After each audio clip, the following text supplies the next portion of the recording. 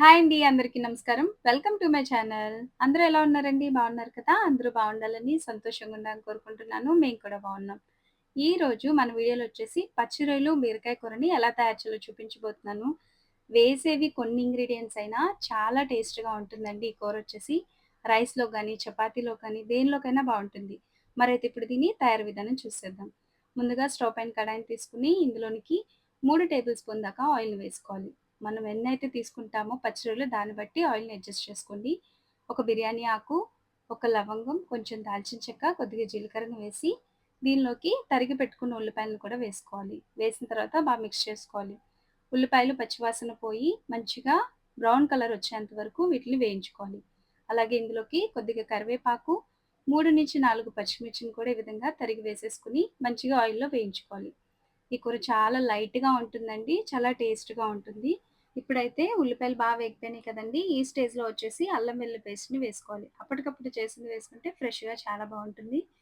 అల్లం వెల్లుల్లి కూడా బాగా వేగిపోయిన తర్వాత ఈ స్టేజ్‌లో ముందుగా క్లీన్ చేసి పెట్టుకున్న పచ్చి రొయ్యలను వేసుకోవాలి. ఇవి చిట్టి రొయ్యలు అంటారు వీటిని. చాలా టేస్ట్‌గా ఉంటుంది. అంటే ఏ కూరగాయలోనన్నా కాంబినేషన్‌గా వేసుకొని చేస్తే ఈ కూర చాలా బావుంటుంది. ఈ పొట్లకాయలో వేసుకోవచ్చు. అట్లాగే బీరకాయలో ఇప్పుడు మనం చేస్తున్నాం కదా! ములక్కాయలో చేస్తారు. ఇంకా బెండకాయలో కూడా చేస్తారు. ఇవన్నీ మరలా మీకు నేను చేసి చూపిస్తాను.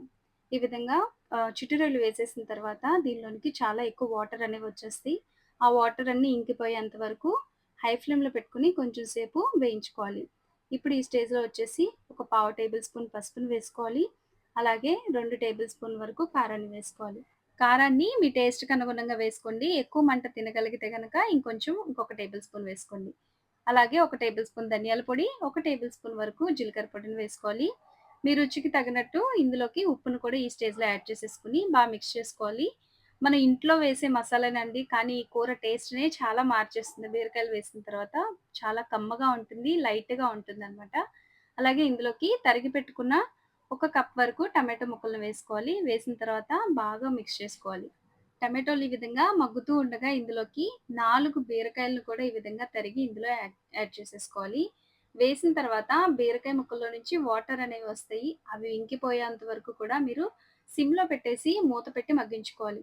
ఒకవేళ మీరు దీన్ని ఫ్రై గనక చేస్తున్నట్లయితే అంటే చాలా గ్రేవీగా చేస్తున్నట్లయితే గనక ఈ బీరకాయల నుంచి వచ్చే వాటరు సరిపోతాయి.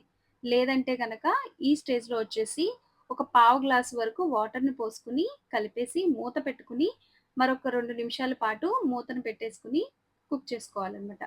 కూర ఉడికిపోయిన తర్వాత ఈ స్టేజ్‌లో వచ్చేసి మనం ముందుగా వేసిన గరం మసాలాలని తీసేసుకోవాలి.